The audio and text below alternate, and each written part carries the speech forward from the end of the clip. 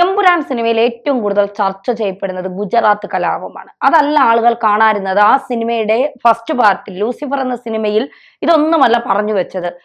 Steven നെടുമ്പള്ളിയിൽ നിന്ന് Abraham ഖുറേഷിയിലേക്കുള്ള മാറ്റം. ഈ ആരാണ് ഈ എബ്രഹാം ഖുറേഷി എന്ന് കാണാനാണ് ആളുകൾ എമ്പുരാൻ 2 കയറിയത്. പക്ഷെ കയറുമ്പോൾ കാണിക്കുന്നത് രാഷ്ട്രീയപരമായ കാര്യങ്ങളാണ്. എന്തിനാണ് ഇത് കുത്തിക്കയറ്റിയെന്ന് ചോദിച്ചാൽ ആർക്കും അറിയില്ല എന്നുള്ളതാണ്. അപ്പൊ പലരുടെയും സംശയം ഈ ഗോദ്ര ട്രെയിൻ കത്തിയതാണ്. ഒരു വിഭാഗം ഹിന്ദുക്കളെ പറയുന്നു, ഒരു വിഭാഗം മുസ്ലിങ്ങളെ പറയുന്നു. എന്താണ് സാർ ഈ ഗോദ്ര കലാപം, അല്ലെങ്കിൽ ഗോദ്രയിൽ സംഭവിച്ചത് എന്താണ്? ഗോദ്രയിലെ സംഭവത്തിന്റെ ദൃക്സാക്ഷിയായ ഒരാൾ മലയാളി ആ വർഷം തന്നെ ഏപ്രിൽ 20 ശനിയാഴ്ച മാതൃഭൂമി പത്രത്തിൽ ഒരു കത്തയച്ചിരുന്നു. ഗോദ്രയിൽ നിന്ന് ഉള്ള ദൃക്സാക്ഷി വിവരണം പോലെയുള്ള ഒരു കത്ത്. അതിലെന്താണ് ഗോദ്രയിൽ നടന്നതെന്ന് അദ്ദേഹം സവിസ്തരം പ്രതിപാദിക്കുന്നുണ്ട്. അന്നത്തെ മാതൃഭൂമി അത് പബ്ലിഷ് ചെയ്തു. ഇന്നാണെങ്കിലോ അത് വേറെ കാര്യം. മാതൃഭൂമിയുടെ നയങ്ങളിലൊക്കെ വന്ന അപാരമായ മാറ്റം നമുക്കറിയാവുന്നതാണ്.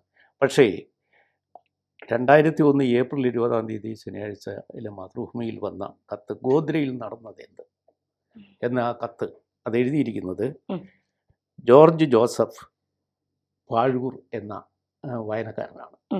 അദ്ദേഹം ഗോദ്രയിൽ റെയിൽവേ സ്റ്റേഷൻ അടുത്ത് കച്ചവടം നടത്തുന്ന ഒരാളായിരുന്നു. ആ ഗോദ്രയിലെ സബർമതി എക്സ്പ്രസ്സിൽ എന്ത് തരം അക്രമമാണ് നടന്നതെന്ന് അദ്ദേഹം കൃത്യമായി പറയുന്നുണ്ട്. ആ കത്തിലെ വിവരം ഇങ്ങനെയാണ്. ഈ ട്രെയിൻ സ്റ്റേഷനിൽ നിന്ന് വിട്ടതിന് ശേഷം ഔട്ടറിൽ all of a sudden chain പുള്ളി ചെയ്ത് നിർത്തിയിട്ട് ഈ ട്രെയിനിലേക്ക് കല്ലേറ് തുരുതുരെ 2 വശത്തു നിന്നും സംഘടിതരായി നിന്ന ആളുകൾ കല്ല് പറക്കി എറിയുന്നു. അപ്പോൾ കല്ല് പറക്കി എറിയുന്നതിൻ്റെ കൂട്ടത്തിൽ ചിലർ അതിനകത്തേക്ക് ഈ കോട്ടണിൽ മുക്കി പെട്രോള് ഡീസലൊക്കെ കോട്ടണിൽ മുക്കി കത്തിച്ച് ട്രെയിനിലേക്ക് എറിയുന്നു. ഇത് കണ്ടയാളാണ് ഈ കത്തെഴുതിയിരിക്കുന്നത്. ഇങ്ങനെ അതിനകത്ത് ആളിക്കത്തുന്നു. അതിൽ നിന്ന് ജീവൻ കയ്യിലെടുത്തുകൊണ്ട് ചാടി രക്ഷപ്പെടാൻ ശ്രമിക്കുന്ന ആളുകളെയും എറിഞ്ഞു വീഴ്ത്തുന്നു കല്ലുകൊണ്ട് ഈ പ്രേക്ഷകർ. ഇതിനെല്ലാം നേതൃത്വം നൽകിയത് അവിടുത്തെ സ്ഥലം കൗൺസിലറായ, കോൺഗ്രസിൻ്റെ സ്ഥലം കൗൺസിലറായ ഒരു റൗഡിയാണ് എന്നും അദ്ദേഹത്തിൻ്റെ പേര് സഹിതം ഈ കത്തിലുണ്ട്.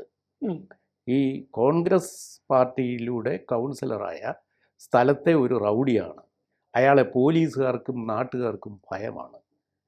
അയാളാണ് ഇതിനെല്ലാം മാസ്റ്റർ മൈൻഡ് നേതൃത്വം കൊടുത്തത്. ഇതാണ് അവിടെ നടന്നത്. 59 ആളുകൾ, കുട്ടികളും സ്ത്രീകളും അടക്കം, അയോധ്യയിൽ നിന്ന് കർസേവ കഴിഞ്ഞിട്ട് തിരിച്ചു വരികയായിരുന്ന 59 ആളുകൾ അവിടെ കൊല്ലപ്പെട്ടു, വെന്തെരിഞ്ഞു, ഏറുകൊണ്ടും മരിച്ചു. ഇതാണ് ഗോദ്ര സംഭവം. ഈ സംഭവത്തെ തുടർന്ന് ഗുജറാത്തിൽ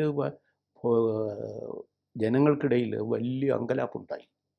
ഇത് ഒരു വർഗീയ കലാപം ആയി തീരുകയായിരുന്നു. കാരണം ഒരു വിഭാഗം ആളുകളായിരുന്നു ഈ അക്രമകാരികൾ മുഴുവൻ. ഇതാണ് അതിൻ്റെ വസ്തുത. ഇത് ഈ വായനക്കാരൻ റെയിൽവേ സ്റ്റേഷനിൽ കച്ചവടം നടത്തുന്ന മലയാളിയായ ജോസഫ് എഴുതിയ കത്ത് മാതൃഭൂമി അന്ന് കത്തുകളുടെ കൂട്ടത്തിൽ പബ്ലിഷ് ചെയ്തിട്ടുണ്ട്. ഗോദ്രയിൽ നടന്നത് എന്ന തലക്കെട്ടിൽ. ഇതെങ്ങനെയാണ് സാർ? ഇപ്പോൾ ഈ ഗുജറാത്ത് കലാപവുമായി ബന്ധപ്പെട്ട് നരേന്ദ്രമോദിയെ നരാധമൻ, നരഭോജി എന്നൊക്കെ വിളിച്ചുകൊണ്ടാണ് ഈ ഗുജറാത്ത് കലാപം എന്ന് പറയുമ്പോഴേ അത് നരേന്ദ്രമോദി, BJP ഇതിലേക്ക് മാത്രം ഫോക്കസ് ആവുന്നത്. എങ്ങനെയാണ് ഇത് അതിലേക്ക് വഴിമാറിയത്? ഇത് പിന്നീട് ഇതേ തുടർന്ന് ഗോദ്രാനന്തര സംഭവങ്ങൾ സംഘടിതരായി കർസേവകർ രംഗത്ത് വന്നു. കാരണം അവരിലുണ്ടാക്കിയ അങ്കലാപ്പും അരക്ഷിതാവസ്ഥയും ചെറുതായിരുന്നില്ല. അതിൻ്റേതായ ഒരു റിറ്റാലിയേഷൻ അവിടെ ഉണ്ടായി. ആ റിറ്റാലിയേഷന് ഒരു തരത്തിൽ അതിര് കടന്നുപോയി. അപ്പോൾ കണ്ണിന് കണ്ണ്, ചോരയ്ക്ക് ചോര, പല്ലിന് പല്ല് എന്ന് പറയുന്ന ഒരു തരത്തിലേക്ക് പോയപ്പോൾ കണ്ണിന് കണ്ണ് ആയാൽ എന്താ അവസ്ഥ? ഇരുട്ടാവും, ടോട്ടൽ ഡാർക്ക്നെസ് ആവും. അങ്ങനെ ഒരു അവസ്ഥ പിന്നീട് ഗുജറാത്തിൽ ഏതാനും ദിവസങ്ങളിലുണ്ടായിരുന്നു. അതാണ് ഗുജറാത്ത് കലാപമായി. ഇതിൻ്റെ എല്ലാം റിപ്പോർട്ട് കേരളം അടക്കമുള്ള സ്ഥലങ്ങളിലേക്ക് വന്നപ്പോൾ ഇത് ഒരു വൺ സൈഡഡായി.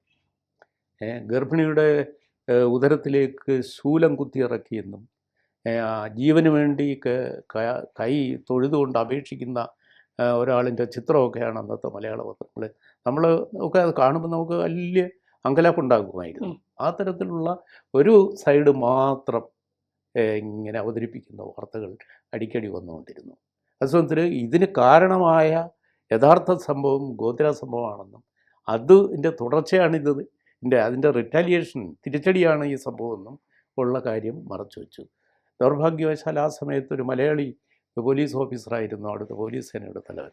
അദ്ദേഹവും ഇതിന് ഒരു സൈഡ് പിടിക്കുന്ന വർത്തമാനം വരാനിടയായി. തുടർന്നുള്ള എല്ലാ സംഭവങ്ങളും വൺ സൈഡഡ് ആയിരുന്നു.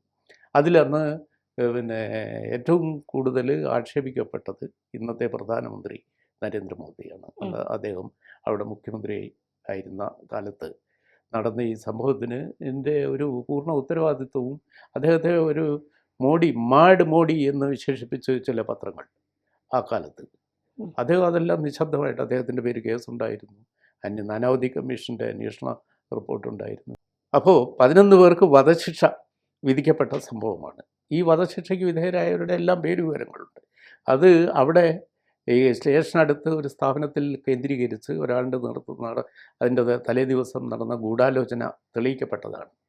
ഈ കാര്യങ്ങളെല്ലാം റെക്കോർഡായിട്ട് അന്വേഷണ കമ്മീഷൻ്റെയും പിന്നീട് പോലീസ് റിപ്പോർട്ടിലും എല്ലാം ഉണ്ട്. പിന്നെ ഗുജറാത്തിലെ ഹൈക്കോടതിയിൽ വരെ എത്തി ഇത് സ്ഥിരീകരിക്കപ്പെട്ട സംഭവമാണ്. ഇതാണ് ഗോദ്ര സംഭവം. ഇതേപ്പറ്റി സിനിമകൾ വരുന്നു. സിനിമകൾ വരുമ്പോൾ കേരളത്തെ പോലെയുള്ള ഒരു പ്രദേശത്ത് നിന്ന് വരുമ്പോൾ ഇത് സത്യസന്ധമായ നറേറ്റീവ് അല്ല സിനിമയിലും വരുന്നത്. അപ്പോൾ ഈ ഗോദ്രാനന്തര സംഭവങ്ങളിലെ കാര്യങ്ങൾ മാത്രം പെരുപ്പിച്ച് പറയുന്നവർ ഈ ഗോദ്ര സംഭവത്തിലെ കേസിനുണ്ടായ വിധിക്ക്, അതിലെ 11 പേർക്ക് വധശിക്ഷ വിധിച്ചതിന് സുപ്രീം കോടതിയുടെ സ്റ്റേ ഉണ്ട്. ആ സ്റ്റേ ആ വിധി സത്യസന്ധമല്ല എന്നതും അത് പുനഃപരിശോധിക്കുവാനുള്ള അവസരവുമാണ്. അതുകൊണ്ട് അതിൽ സംശയത്തിൻ്റെ ഒരു ആനുകൂല്യമുണ്ട് എന്ന് തെറ്റിദ്ധരിപ്പിക്കാനാണ് പ്രചരണം നടന്നത്. ഇന്ത്യയിലെ ഏത് കോടതിയുടെയും വധശിക്ഷയ്ക്ക് സുപ്രീം കോടതിയിൽ ചെന്നാൽ ഇമ്മീഡിയറ്റായിട്ട് സ്റ്റേ കിട്ടും. അത് റിപ്പർ ചന്ദ്രൻ്റെ കേസായാലും ബോംബെ കലാപത്തിലെ ഭീകരന് എല്ലാവർക്കും ആദ്യം സ്റ്റേ കിട്ടും. സ്റ്റേ കിട്ടിയാലും ഒരു വധശിക്ഷ നടപ്പാക്കുന്നതിന് പിന്നെ എത്രയോ സ്റ്റെപ്പുണ്ട്. ഇതൊക്കെ പൃഥ്വിരാജിനെ പോലുള്ള ഒരു ഭയങ്കരമായി കാര്യങ്ങൾ അവലോകനം ചെയ്യുന്ന, പെറുക്കി വെച്ച് സംസാരിക്കുന്ന ഒക്കെ ഒരാൾക്ക് അറിയാവുന്നിട്ട് എന്തിനാണ് സാർ ഒരു വില്ലനെ പിന്നെ കാണിക്കാനായി അതിന്റെ പിന്നിൽ ട്രെയിൻ കത്തിക്കുന്ന ഒരു രംഗം, ഈ രാഷ്ട്രീയ ഇതൊക്കെ കൊണ്ടുവന്നതിന് പിന്നിൽ പക്ക അയാളുടെ കുരുട്ടു ബുദ്ധി എന്ന് നമ്മൾ ഈ പച്ച മലയാളത്തിൽ പറയുമ്പോൾ ക്രൂക്കഡ് മൈൻഡ് ഇല്ലേ? ക്രൂക്കഡ് മൈൻഡ് മാത്രമല്ല, ഇതിന് സോഴ്സ് ഉണ്ട്. ഇതിനെ ഫിനാൻസ് ചെയ്യുന്ന ചില സോഴ്സ് ഉണ്ട്. നമുക്ക് ദേശീയ പത്ര രംഗത്തുള്ള ചില പേര് പറഞ്ഞാൽ ആക്ഷേപകരമാകുന്നുണ്ട്. ഒരു ലേഡിയും വേറൊരാളും ഒരു ജെന്റിൽമാൻ ആയിട്ട് അഭിനയിക്കുന്ന ഒരു പത്രപ്രവർത്തകനും ഈ ഗുജറാത്തിൽ ചെന്നിട്ട് വൺ സൈഡഡ് സ്റ്റോർ ചെയ്യുന്നതിന് സൗദി അറേബ്യയിൽ നിന്ന് പണം കൊണ്ട് പ്രവർത്തിച്ച ആളുകളാണ് ഇവർ.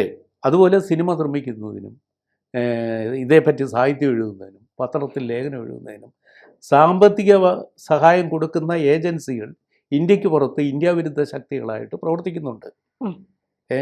അത് മുഖ്യമായി ഈ പണം വരുന്നത് മിഡിൽ ഈസ്റ്റിൽ നിന്നാണ്. ഇതിൻ്റെ സിനിമ നിർമ്മിച്ചതിനുള്ള സോഴ്സ്, പൃഥ്വിരാജിൻ്റെ സിനിമാ നിർമ്മാണത്തിനുള്ള സോഴ്സ് അന്വേഷിക്കേണ്ടതാണ്. തീർച്ചയായിട്ടും അതാണ് ഇതിൽ നിന്ന് വ്യക്തമാകുന്നത്. കാരണം ഇതിനെപ്പറ്റി അനുകൂലമായി ഇതിന് ഒരു വൺ സൈഡഡ് പ്രൊപ്പഗാൻഡ നടത്തുന്നതിനുള്ള എല്ലാ സാമ്പത്തിക സഹായങ്ങളും കൊടുക്കുന്ന ഏജൻസികൾ ഇന്നും സജീവമാണ്. അതാണ് ഇതിൽ നിന്ന് കാണിക്കുന്നത്. അവരുദ്ദേശിക്കുന്ന ഈ വിവാദം ഏതായാലും അവരെ സംബന്ധിച്ചിടത്തോളം ഇത്രയും കലക്കാൻ പറ്റിയല്ലോ. അർത്ഥസത്യങ്ങൾ കൊണ്ട് ഓട്ടയടയ്ക്കുവാൻ പറ്റുന്നു, യഥാർത്ഥ വസ്തുത പറയാതിരിക്കുന്നു. അത് സിനിമയിലായാലും പത്രപ്രവർത്തനത്തിലായാലും സാഹിത്യരചനയിലായാലും ഒക്കെ. ഇതാണ് അതിന്റെ എന്തായാലും സത്യം പുറത്തു വരട്ടെ, സത്യമായിട്ട് വരട്ടെ. കലാസൃഷ്ടിയിലായാലും ഇമാജിനേഷൻ എന്ന് പറഞ്ഞിട്ട് ചരിത്ര വസ്തുതയെ വളച്ചൊടിക്കാൻ പാടില്ല.